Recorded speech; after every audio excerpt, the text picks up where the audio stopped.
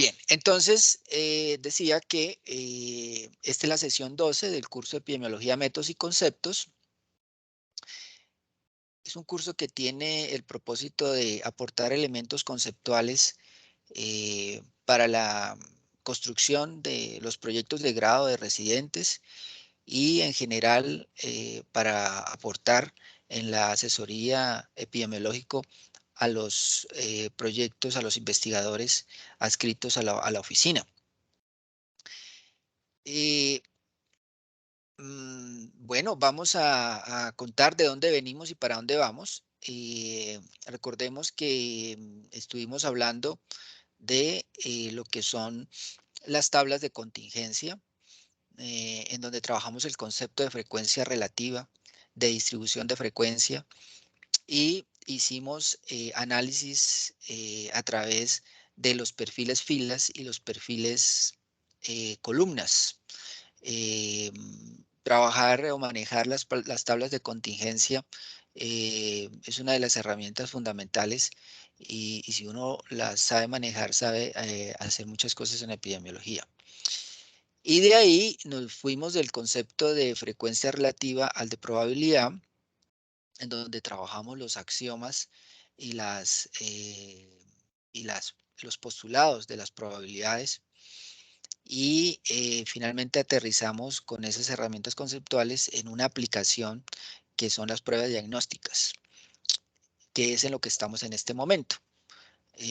Luego de que trabajemos pruebas diagnósticas, trabajaremos las aplicaciones en medidas de frecuencia, efecto e impacto.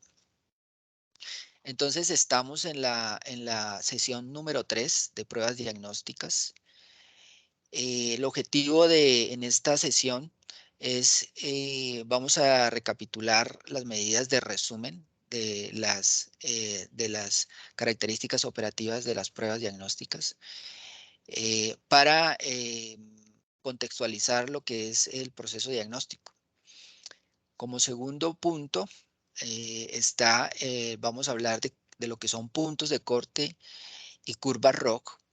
Y finalmente vamos a mirar cómo evaluar un estudio diagnóstico, cómo evaluar un artículo publicado sobre estudio diagnóstico.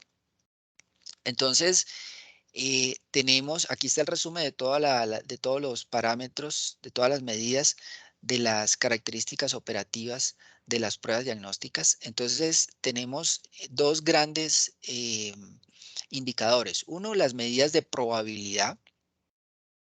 Y en las medidas de probabilidad tenemos la sensibilidad y la especificidad, que son medidas de la validez interna de la prueba, porque se ven afectados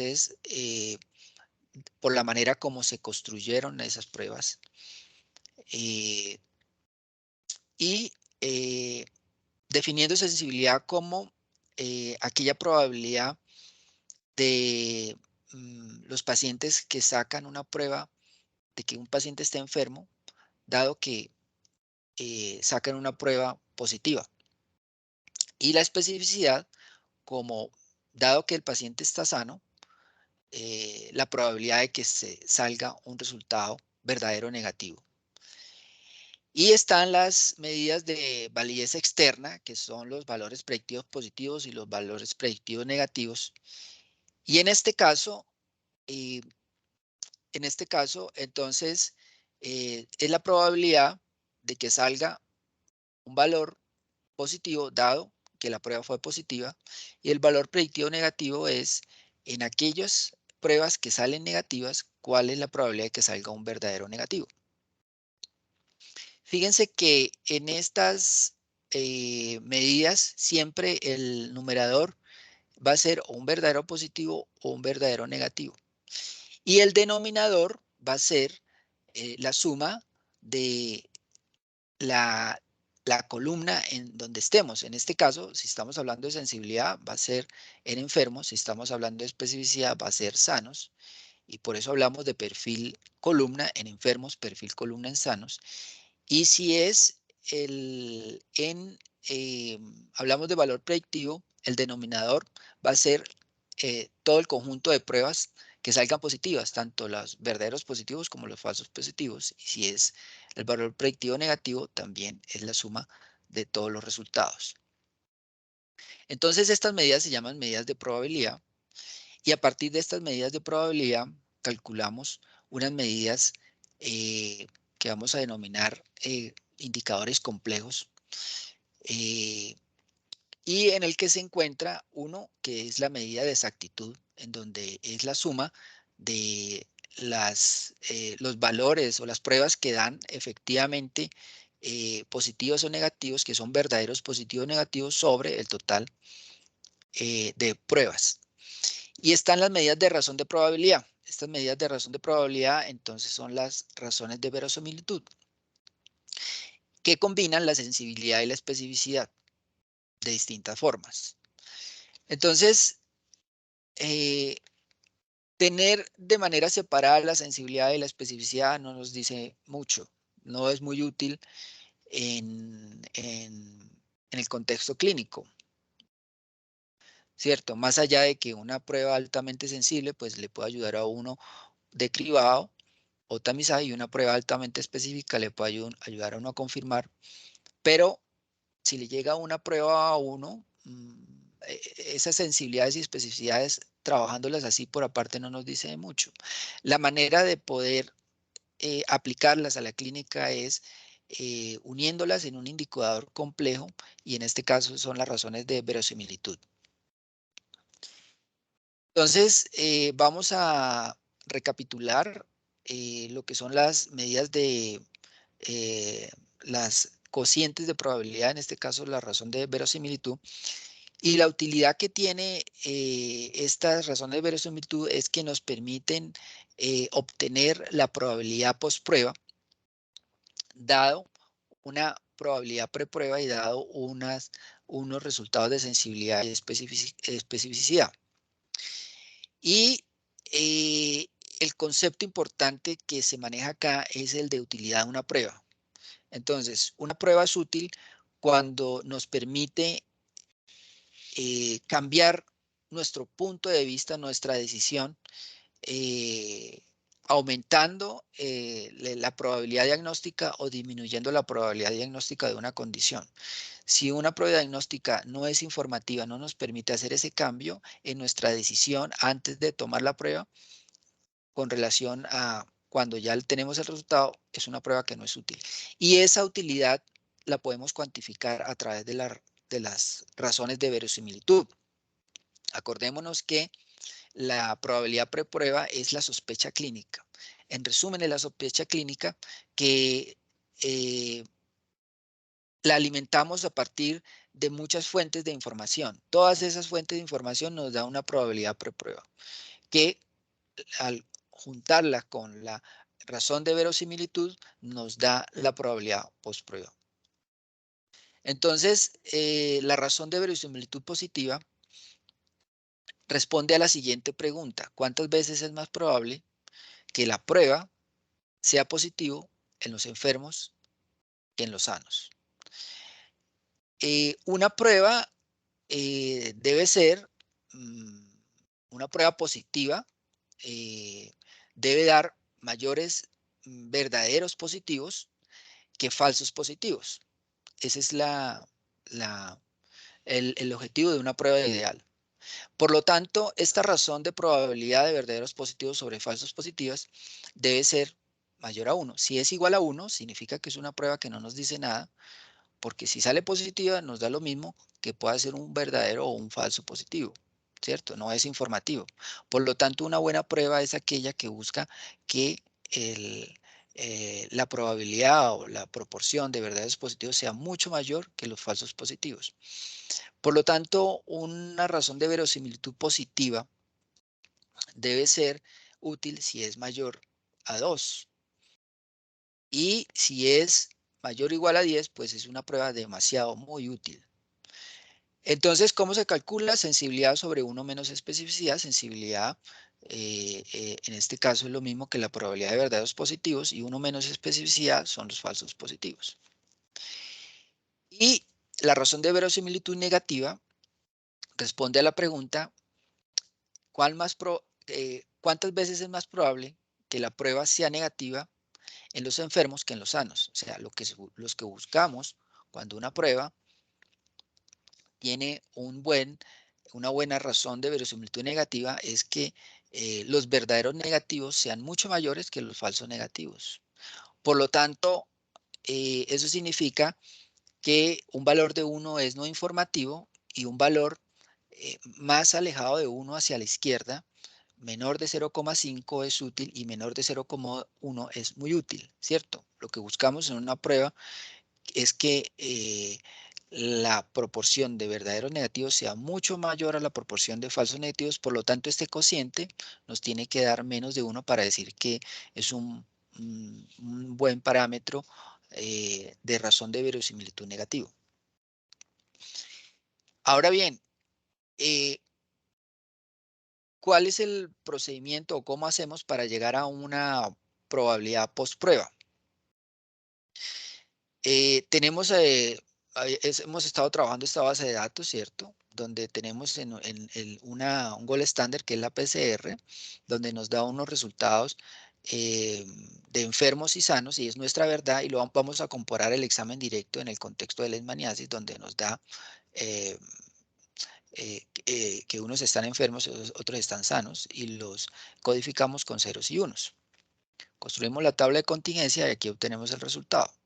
Aquí simplemente ya esta tabla la hemos visto para mirar los likelihood ratio positivo, que en este caso es 22, y los likelihood ratio negativo, que en este caso es 0,125, para tener en mente estos dos datos, de dónde salen. Listo. Entonces, para poder utilizar estos indicadores resúmenes, los cocientes de probabilidad positivo y negativo, entonces necesitamos unas definiciones previas. La primera definición es la definición de odds o momio, que no es más que una probabilidad sobre otra probabilidad. El numerador es la probabilidad de éxitos, es decir, en el caso de cuál es la probabilidad o la prevalencia de enfermos en una población, y el denominador es el complemento de esa probabilidad, o sea, los que no están enfermos. Entonces, el cociente de dos probabilidades que son complementarias es el momio, o odds. Y este momio, esta odds, nos permite calcular la probabilidad de estar enfermo. ¿Y cómo nos permite calcular esa probabilidad? A partir de haciendo este cociente. El momio que hemos calculado con la probabilidad previa sobre 1 más el odds o momio, que es este mismo momio. Y de esa manera obtenemos la probabilidad de estar enfermo. Entonces, esta ecuación nos permite pasar de odds a probabilidades, y eso es lo que estamos buscando a la hora de aplicar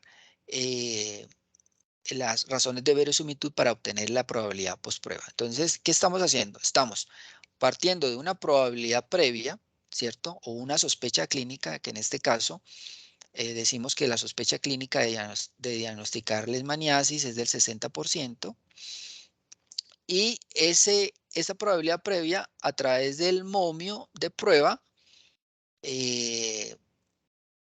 o momio preprueba, la vamos a transformar esa probabilidad en un momio de prueba. En este caso, la probabilidad preprueba es del 60 y el complemento es 1 menos 60, entonces nos da 1.5. Este es el momio de preprueba. Y ese momio preprueba, entonces, lo vamos a obtener con la razón de verosimilitud positiva. En este caso, como estamos hablando de una razón de verosimilitud positiva, o sea, de una prueba positiva, pues vamos a utilizar efectivamente la razón de verosimilitud positiva. Entonces, la odds post prueba es multiplicar esa odds preprueba, ¿cierto? Que ya calculamos eh, con la probabilidad previa. Lo multiplicamos, que en este caso nos dio 22, fueron los datos que les di de la comparación del directo frente a la PCR, que el PCR es el gold estándar, y nos da 33. Ese valor 33 que nos dio que es la os postprueba, lo vamos a transformar entonces en una probabilidad. En este caso, la probabilidad es 33 sobre 1 más 33 nos da 97. Entonces, con un resultado positivo del frotis y una probabilidad, si el paciente nos llega con un resultado positivo y tenemos una sospecha previa de un 60%, aplicando los valores de desempeño de la prueba, entonces obtenemos que la probabilidad postprueba es del 97%. En este caso se incrementó esa probabilidad o esa sospecha clínica, y con un 97%, pues lo más seguro de que la decisión clínica es dar tratamiento. También, entonces, podemos hacer cuando el resultado nos da un resultado negativo. Si nos da un resultado negativo, entonces hacemos el mismo procedimiento. Tenemos el momio preprueba, que ya lo calculamos, y tenemos la razón de verosimilitud negativo, que es 0,125, fue el dato que les mostré, y nos da un momio postprueba de 0,18. Ese momio postprueba lo vamos a transformar en la probabilidad postprueba, que es la que nos interesa, y nos da una probabilidad del 15%. Entonces, con un resultado negativo del frotis y una probabilidad preprueba del 60%, una sospecha clínica del 60%, la probabilidad que nos da integrando la medida resumen de la razón de verosimilitud negativo es del 15% en tener lemanías simultáneas. Entonces, en ese contexto clínico, en ese paciente, la decisión clínica nos baja la probabilidad, es de muy seguramente tomar otro examen, que ya puede ser un examen directo, otro tipo de examen, para poder generar una confirmación. Listo. Así es como se emplean los valores de verosimilitud. Esa es la forma analítica, y acá ya en el nomograma de Fagan ya está incluida esa probabilidad preprueba. Aquí, probabilidad preprueba, está incluido el likelihood ratio, que son los valores de verosimilitud, y está los valores a posteriores. En este caso, si uno tiene una probabilidad preprueba del 60 y tiene un likelihood ratio de más o menos 22, pues nos va a arrojar un 95%. Y en el caso que es del 60 y un likelihood ratio de 0,125, va a estar por acá, nos arroja alrededor del 15%. Entonces ya tenemos esta tablita para nuestro ejercicio diagnóstico. Y entonces el proceso diagnóstico es tener una probabilidad previa, trabajar el desempeño de las pruebas. Integrando esa probabilidad previa al desempeño de las pruebas, tenemos un resultado que nuestra probabilidad mejoró o disminuyó, y finalmente tomar decisiones. Ahora bien, con relación a los puntos de corte, entonces vamos a hablar de puntos de corte y curva ROC. Como vieron, las bases de datos que se trabajan en las pruebas diagnósticas, por lo general son variables cualitativas dicotómicas, ¿cierto? En donde se clasifica tanto el resultado del gol estándar como 0 y 1, como la prueba 0 y 1. Pero también nosotros tenemos variables que están en escalas cuantitativas, discretas o continuas.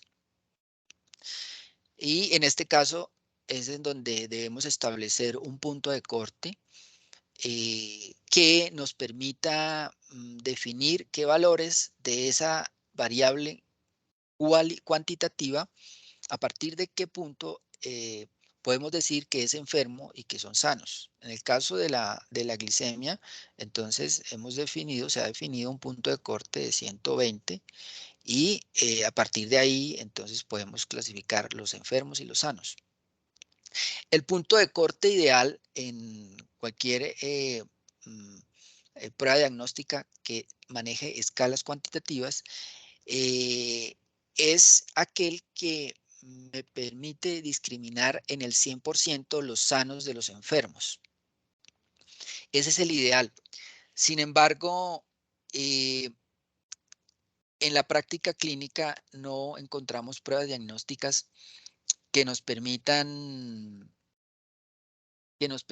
calcular de manera exacta, que nos permitan discriminar de manera exacta a los enfermos los sanos. Lo que encontramos en la práctica clínica es que hay un solapamiento en cuanto a la decisión de quién está enfermo y quién está sano, dependiendo del punto de corte que tracemos, ¿cierto?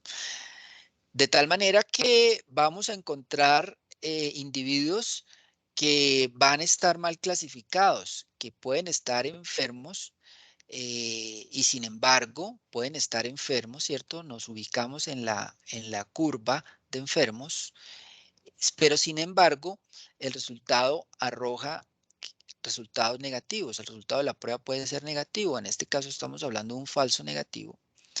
Y también ocurre que si nos ubicamos en la curva de los sanos, el resultado de la prueba nos puede dar unos falsos positivos. Entonces hay zonas grises y hay solapamiento en los resultados, en la capacidad discriminatoria de las pruebas diagnósticas.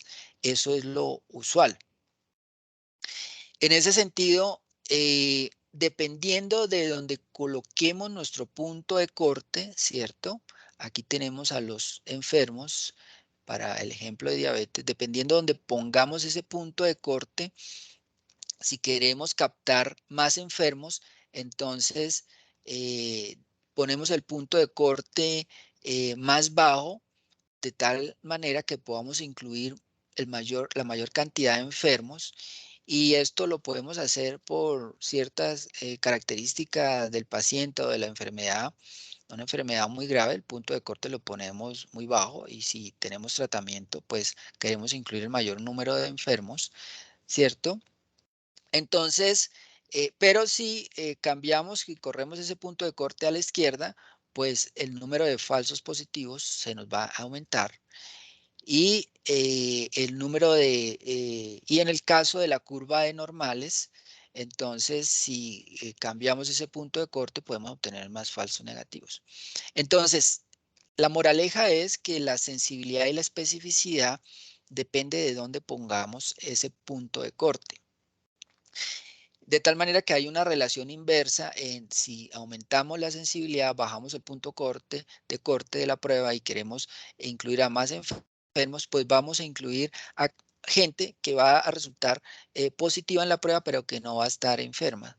Entonces, la sensibilidad y la especificidad tienen una relación inversa en cuanto a dónde pongamos el punto de corte.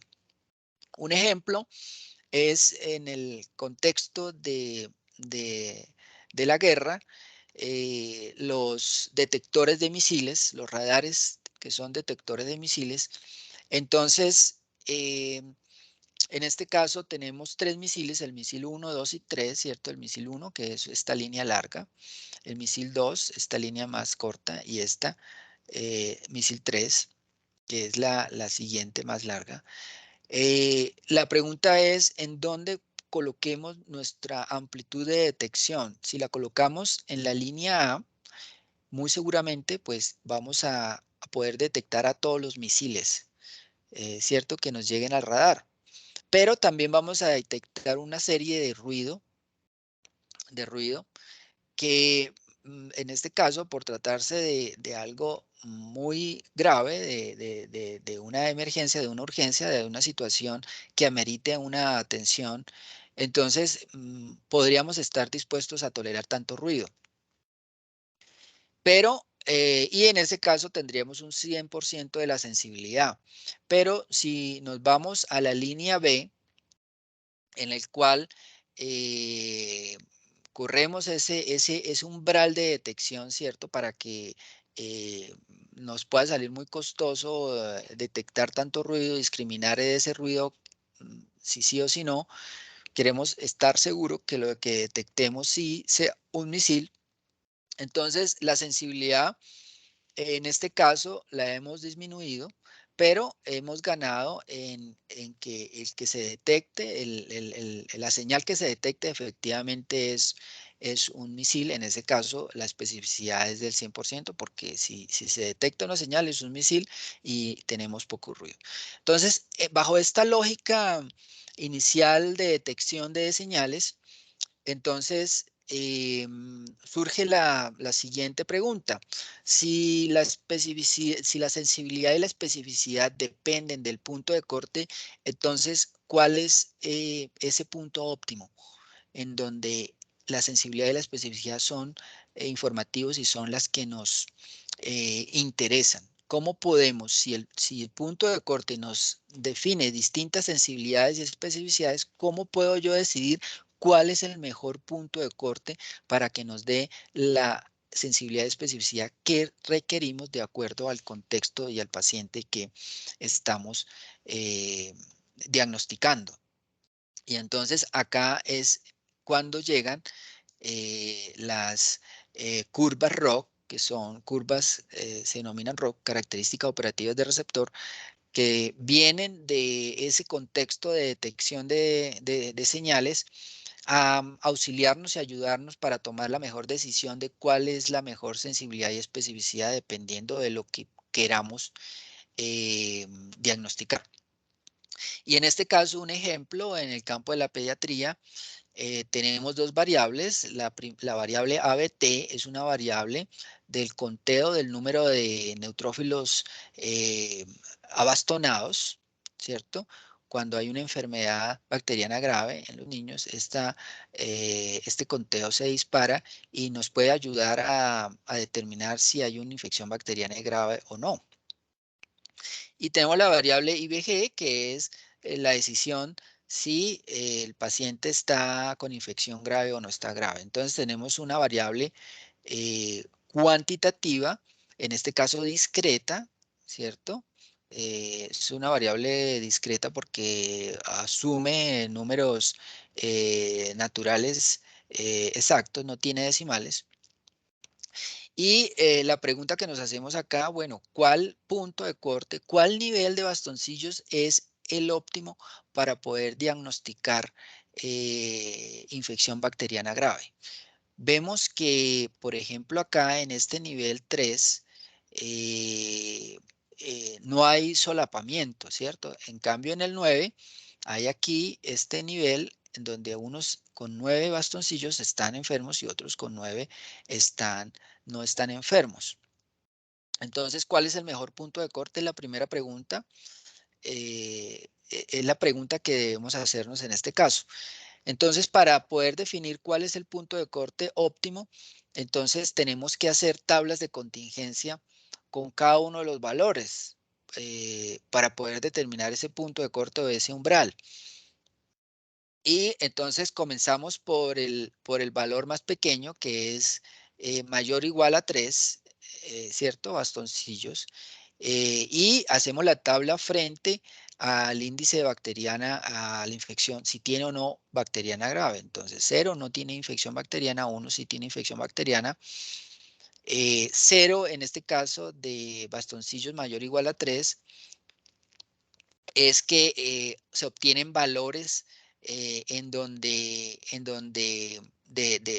valores de mayor o igual a 3 bastoncillos en donde no hay enfermedad, o 1 es en donde efectivamente sí hay un patrón de enfermedad. Entonces tenemos 10 valores, ¿cierto? Los valores que son mayores o igual a 3 son 10. Aquí 1, 2, 3, 4, 5, 6, 7, 8, 9, 10. Y entonces vamos a hacer la tabla de contingencia. Entonces tenemos 10 valores que son los que son mayores a 1, a 3, ¿cierto?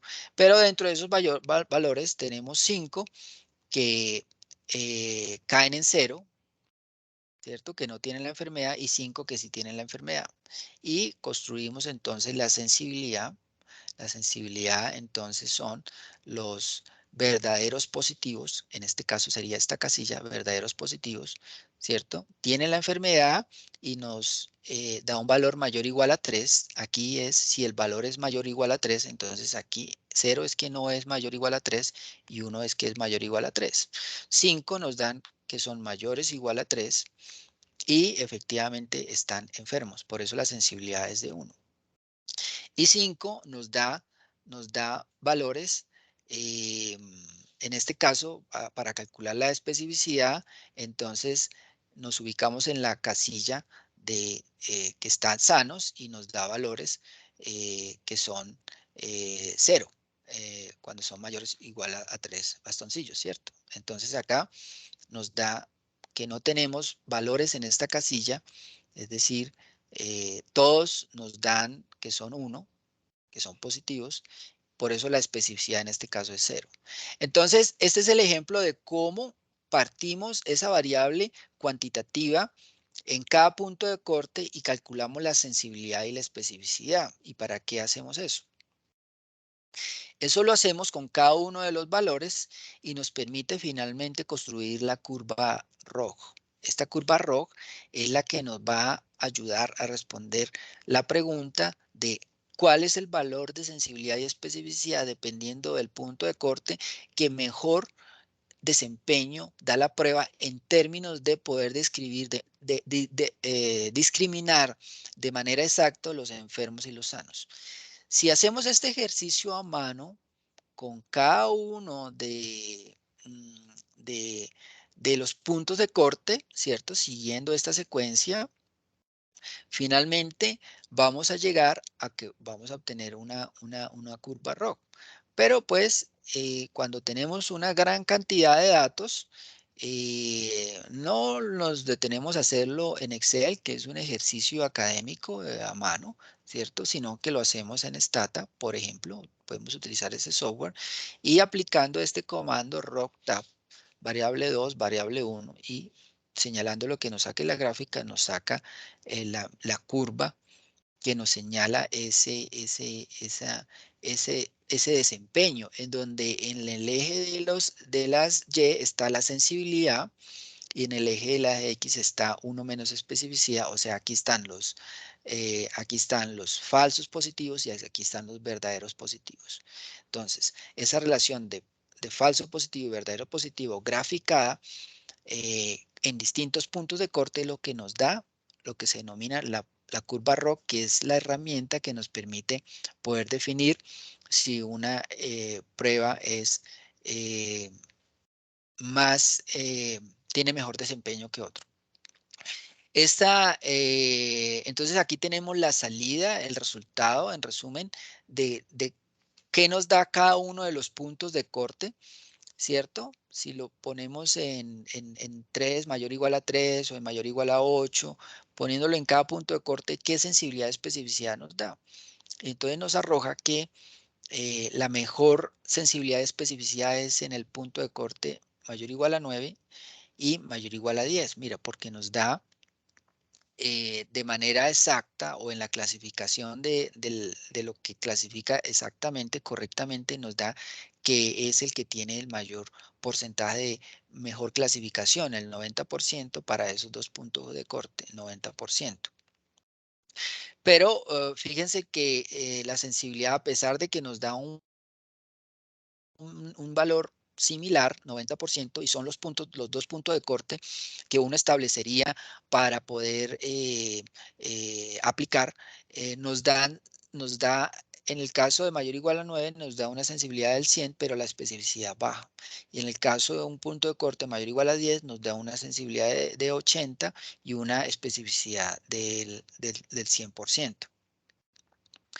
Miren que este punto de corte mayor o igual a 9 nos da un buen likelihood ratio positivo y este punto de corte mayor o igual a 10 nos da un buen likelihood ratio negativo. Entonces, en detalle, ¿qué está pasando con esos dos puntos de corte? En el caso del punto de corte mayor o igual a 9, encontramos que la sensibilidad es del 100%, ¿cierto? Porque está clasificando muy bien. Tenemos 5 enfermos y esos 5 enfermos eh, los está clasificando muy bien, es decir, que no tenemos aquí, no tenemos valores falsos negativos, ¿cierto? No tenemos falsos negativos. De tal manera que como no tenemos falsos negativos, si nos sale lo mejor lo mejor es tener un resultado negativo con este nivel de sensibilidad porque inmediatamente está confirmando la enfermedad, ¿cierto? Porque no tenemos falsos negativos y la sensibilidad es del 100%. Y en este caso, cuando el punto de corte es mayor a 10, tenemos una buena especificidad, es del 100%, y en este caso no tenemos falsos positivos. En esta casillita eh, no tenemos falsos positivos. Luego el resultado para una especificidad, si nos da un resultado positivo, entonces estaría descartando la enfermedad. Ahora bien, los valores predictivos positivos y valores predictivos negativos dependen de la prevalencia de la prueba y los valores de sensibilidad y especificidad dependen del punto de corte que nosotros hemos establecido y tiene una relación inversa. Entonces sería como el resumen de, de la relación entre punto de corte, sensibilidad, especificidad y la relación que tienen y cómo construir las curvas ROC. Pero, ¿cómo definir qué curva es mejor? En este caso, entonces, construimos la curva, pero hay el área debajo de la curva. Debajo de la curva se calcula un área. En el caso del ejercicio de los abastonados y la infección bacteriana grave nos dio un área bajo la curva del 98%. Decimos que un área bajo la curva del 100% es una prueba muy buena que nos permite discriminar muy bien los sanos de los enfermos porque a medida que un punto de corte superior, o siempre los puntos de corte superior, nos podrían clasificar muy bien a las personas enfermas. Cuando el punto de corte es del 50% en las curvas ROC, entonces es una prueba que probabilísticamente no nos discrimina. Es decir, puede que discrimine sanos, puede que discrimine enfermos, es el 50%. Y en este caso es una curva que no es informativo y se relaciona con el área que está por debajo de esta línea vertical. Es decir, que si entre más se acerca esta curva a esa línea, podemos estar seguros que no es una buena prueba, y si entre más se aleja de esa línea diagonal, entonces es una curva, es un área que es mejor porque es más informativa. Y entonces podemos utilizar las curvas ROG, el área bajo la curva, para poder comparar pruebas entre sí. Y haciendo una extensión de lo que son las pruebas diagnósticas, eh, vamos a hacer un ejercicio en el cual tenemos esta base de datos. Esto es una base de datos que tiene más o menos 400 registros y tiene más o menos unos 20 variables, ¿cierto? Aquí en este primer registro 1, en esta primera fila 1, están el nombre de las variables.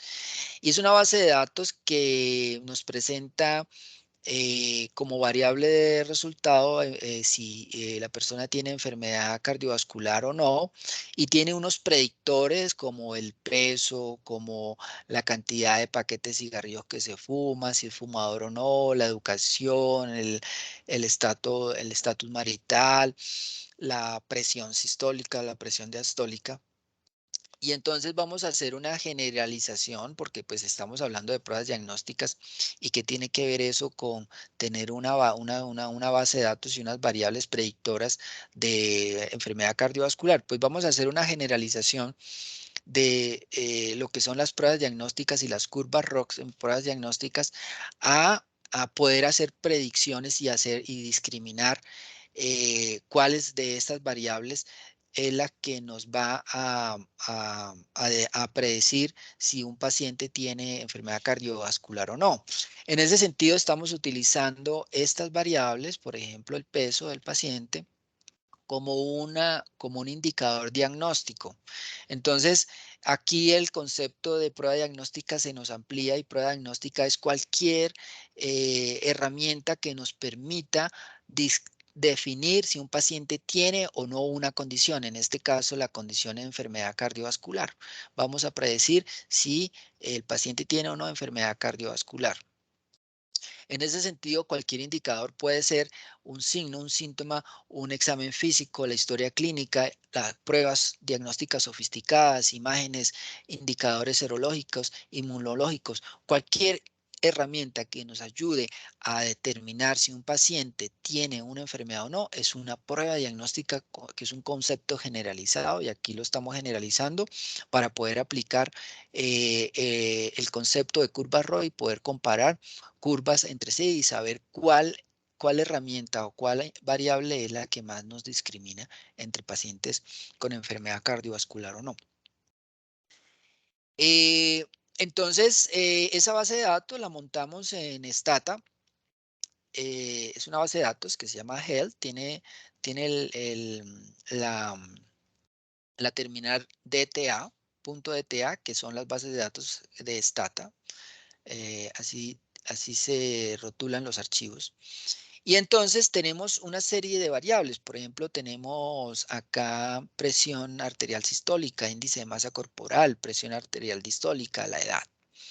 Y queremos saber de todas esas variables, que son variables cuantitativas, cuál de ellas me puede predecir la presencia o no de enfermedad cardiovascular. ¿Cuál puede ser un factor pronóstico de enfermedad cardiovascular? Entonces estamos fusionando el concepto de pruebas diagnósticas con el concepto de pruebas pronóstico, de un indicador pronóstico, que finalmente se puede convertir en una prueba a futuro de lo que pueda ocurrir con ese paciente.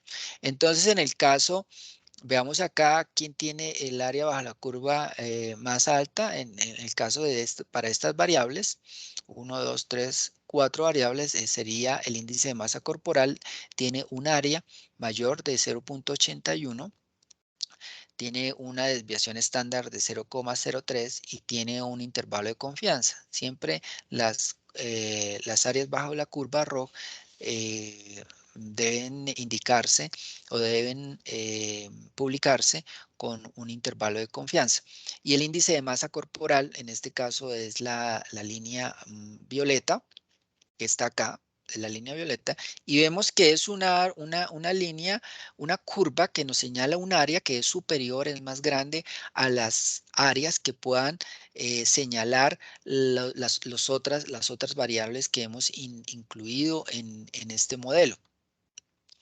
Pero podemos hacer algo más y es generar un modelo con todas estas variables para aumentar la capacidad predictiva de cada uno de manera individual. Y en este caso, entonces generamos una variable que se llama predict, ¿cierto? A través del comando predict generamos primero el modelo. Como la variable enfermedad cardiovascular es dicotómica, sí o no, entonces generamos un modelo logístico y le incluimos las variables predictoras que deseamos para el modelo. Aquí está hipertensión arterial, obesidad, sexo, edad, número de paquetes de cigarrillos fumados. Y luego aplicamos el comando predict, le damos un nombre, pre-tradic, ¿cierto? Y entonces ya nos generó, nos genera una variable que tiene toda la información del modelo logístico. Para generar las curvas ROC, entonces aplicamos el comando ROC-comp. La primera variable es la variable desenlace, ¿cierto? Es lo que queremos diagnosticar. Y luego vienen las variables de predictoras, donde hemos incluido precisamente este modelo logístico con todas las variables la hemos incluido acá. Graficamos y entonces nos da que todas las variables incluidas en el modelo logístico nos da una predicción del 87%. Entonces, acá está en color gris. Entonces, podemos decir que si hacemos ese modelo, si incluimos todas las variables en un modelo logístico es el que mejor tiene mayor capacidad predictora de enfermedad cardiovascular que cada una de las variables por separado, porque tiene un mayor área bajo la curva. De esta manera, entonces, podemos comparar áreas bajo la curva y curvas ROC y poder definir cuál tiene la mejor capacidad discriminativa. ¿Qué está haciendo el programa de fondo? Está tomando, en el caso de la presión arterial sistólica, cada uno de las presiones arteriales como puntos de corte les está generando sensibilidad, especificidad y está calculando al final cuál es el mejor punto de corte y cuál es el área bajo la curva de esos puntos de corte. Y así lo hace con cada una de estas variables. Entonces, este es un ejemplo de cómo se pueden comparar curvas ROC aplicando modelos un poco más sofisticados. Ahora bien, finalmente vamos a hablar un poquito de cómo evaluar y usar estudios sobre un examen diagnóstico. Entonces, esta es la lista de chequeo creada por Gudjat y Renier, que es un libro clásico de guía de usuarios de la literatura médica, es un manual de cómo practicar medicina basada en evidencia para pruebas diagnósticas. Y ellos entonces plantean que cualquier estudio que uno vaya a analizar en la literatura médica debe hacerse tres preguntas. La primera es si los resultados del estudio son válidos. La segunda es cuáles son esos resultados que arrojó el estudio. Y la tercera es cómo puedo aplicar yo esos resultados al cuidado de mi paciente. Entonces, en el primer criterio, ¿son válidos los resultados del estudio? En este caso, se divide en dos, criterios primarios y criterios secundarios. El primer criterio primario es que la muestra en donde se hizo el estudio tenga un espectro lo suficientemente amplio para representar todas las posibilidades de condición, de condiciones que pueda tener los pacientes que me lleguen a mi consulta. Es decir, se hacen pruebas diagnósticas no para diagnosticar lo obvio y lo florido, sino que se hacen pruebas diagnósticas para diagnosticar aquellas zonas grises en donde no se tiene suficiente certeza o sospecha clínica, o donde la sospecha clínica no es muy elevada y se tienen dudas. Por lo tanto, esa muestra de pacientes debe contener pacientes con sintomatologías leves, con sintomatologías bizarras o con distintos estadios o estadios tempranos de la enfermedad. Y las pruebas debieron haberse hecho bajo distintos escenarios de probabilidad de sospecha clínica o probabilidad pretext o prevalencia de la enfermedad. Hay distintos diseños de pruebas diagnósticas, diseños transversales, diseños de casos y controles, diseños de cohortes, ¿cierto? Y en el caso de los diseños de casos y controles, se debe verificar en el estudio que la población de donde proceden los controles sea la misma de donde proceden los casos. Eso es algo muy común, que se escojan controles de poblaciones totalmente distintas de donde vienen los casos. Por lo tanto, escoger controles que asisten a un centro hospitalario puede ser generar un sesgo de selección porque se debe ir es el caso, ir a la población, a la familia, a un familiar o a un vecino en donde vive el caso y poder seleccionar ahí el control. Entonces, estos son los aspectos que hay que tener en cuenta dentro del primer criterio, que es que el espectro de pacientes en el que se hizo el estudio sea similar al espectro de pacientes que me vayan a tocar a mí en la consulta. El siguiente criterio es si existió, por un lado, un gol estándar adecuado, un patrón de referencia adecuado, y por el otro lado, si la comparación con ese patrón de referencia se hizo de manera independiente y ciega. Entonces, hay muchos patrones de referencia, como son biopsias, cirugías, autopsias. En medicina, yo creo que al contrario, existen muchas pruebas diagnósticas que no tienen un buen patrón de referencia. ¿Por qué? Porque a veces patrones de referencia serían cosas que muchas veces son invasibles o pueden ser poco prácticas de realizar, ¿cierto? Porque pues una autopsia puede ser poco práctico como patrón de referencia. Lo otro es que hay que mirar que la prueba que se vaya a probar, la prueba diagnóstica sujeta a análisis, no esté incluido dentro del patrón de referencia. Muchas veces los patrones de referencia son constructos en donde incluyen eh, encuestas, desenlaces clínicos, y otras pruebas complementarias para construir el patrón de referencia, porque eso es con lo que se cuenta. Luego, si la prueba que se va a probar está incluida ahí, pues lo que se va a hacer es una sobreestimación del poder de ese test que se está probando.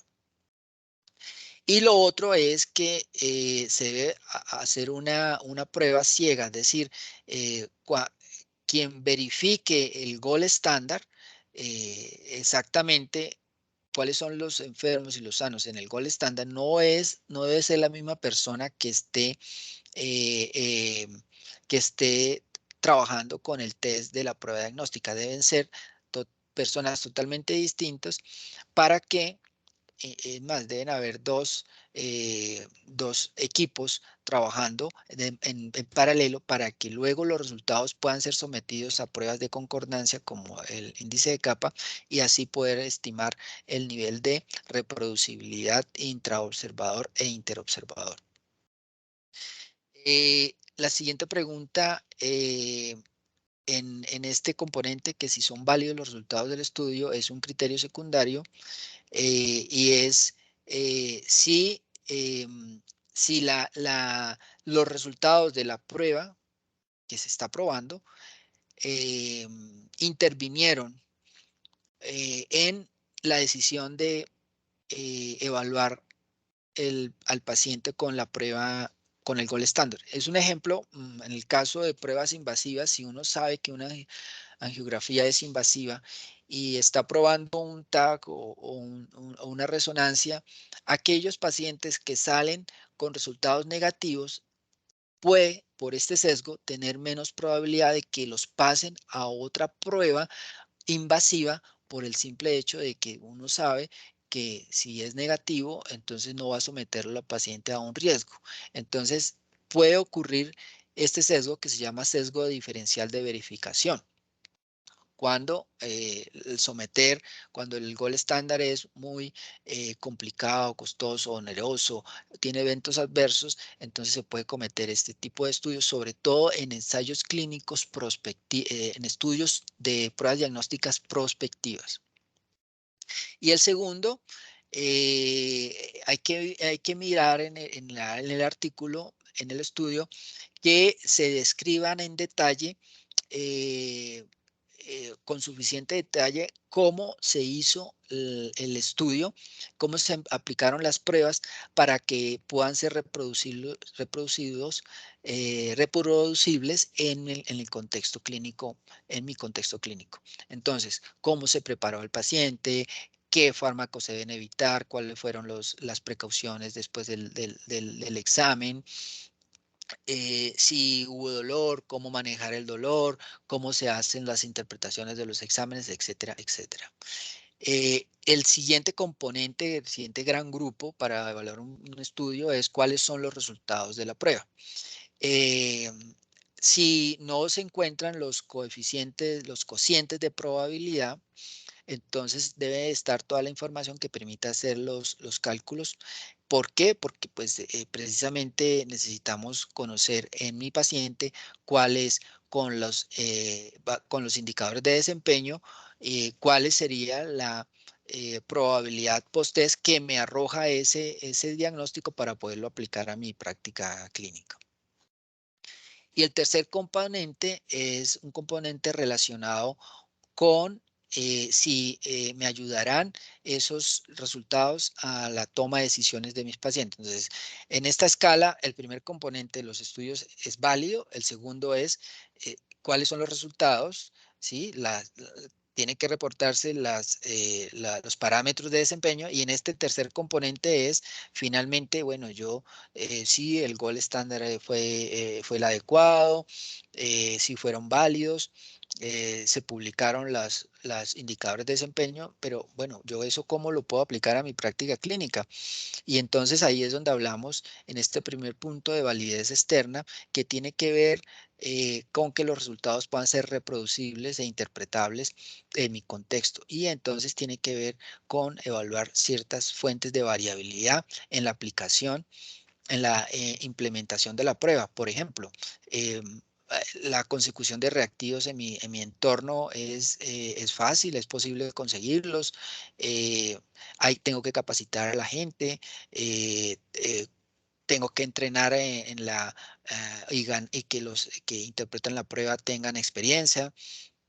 Se presentan en detalle de escalas y se parametrizó cómo interpretar los resultados de la prueba. Se arrojó información acerca de cuál es el acuerdo intra e intre observador. Em, también tener en cuenta que hay que verificar los criterios de inclusión y exclusión de los estudios para ver si si mis pacientes están cobijados dentro de esos criterios que estableció el estudio, y también en qué nivel de atención y qué recursos debo yo emplear para poder aplicar esa prueba diagnóstica. Por eso es que los estudios multicéntricos son mucho más, tienen en sí mucho más validez y son más publicables que un estudio en un solo centro, porque el estudio multicéntrico involucra distintos escenarios, niveles de atención, recursos, idiomas, cultura, y eso hace que esos estudios presenten resultados que puedan ser mucho más versátiles a la hora de poder analizarlos y aplicarlos a mi contexto. Entonces, finalmente, lo que me tengo yo que preguntar es si esa prueba diagnóstica efectivamente me va a permitir cambiar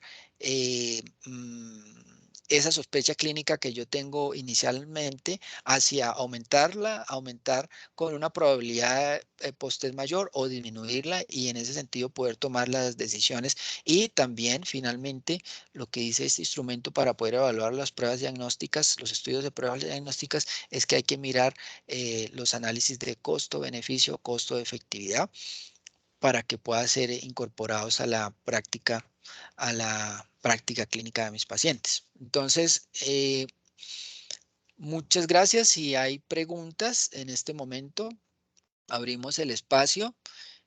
Ya terminamos entonces esta tercera charla con lo que son pruebas diagnósticas. En la próxima comenzaremos ya lo que son medidas de frecuencia, prevalencia, incidencia, efecto, OR, RR impacto.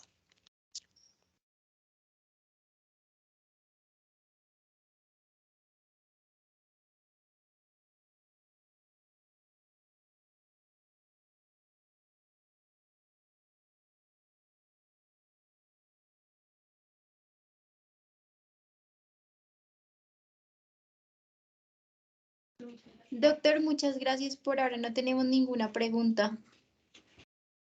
Bueno, muchas gracias a ustedes por su atención. Acuérdense que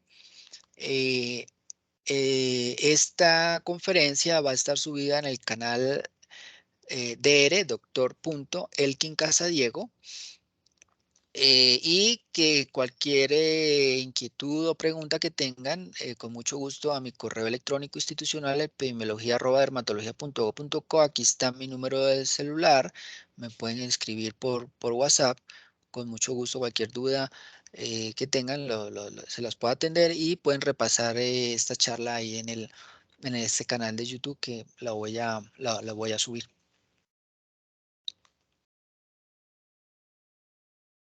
Bueno, doctor, muchas gracias. Hasta luego. Bueno, muchas gracias a todos. Entonces nos vemos. Buena Semana Santa, buen descanso. Muchas gracias. Hasta luego. Doctor Elkin, tenemos agendada entonces miércoles 11 de mayo la siguiente sesión, ¿no? Listo, perfecto, Camilo. Sí, señor. Bueno, Continuamos. gracias. A usted.